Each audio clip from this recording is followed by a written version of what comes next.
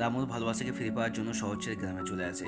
ওর ভালোবাসার সোনার হাত ওর দাদার কাছ থেকে চাইতে, কিন্তু সোনার দাদাকে ওদের বাড়ির লোক গরিব বলে অপমান করে তাড়িয়ে দেয়। সোনার দাদা ওকে আর মানতে চায় না।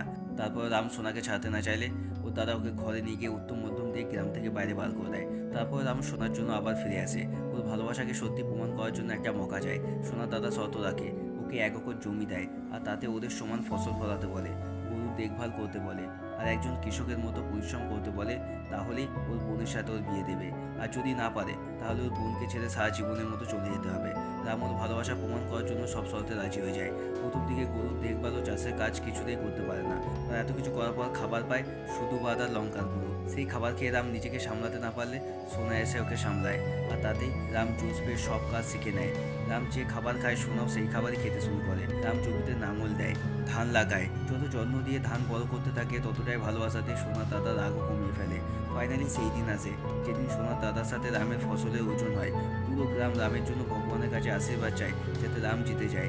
এমনকি রামের অটুট ভালোবাসার পরিশ্রম দেখে সোনার দাদাও ভগবানের কাছে রামের জন্য প্রার্থনা করে। সবার আশীর্বাদ আর ভালোবাসায় রাম শর্ত জিতে ওর ভালোবাসার প্রমাণ দেয় আর সোনাকে নিজের করে নেয়।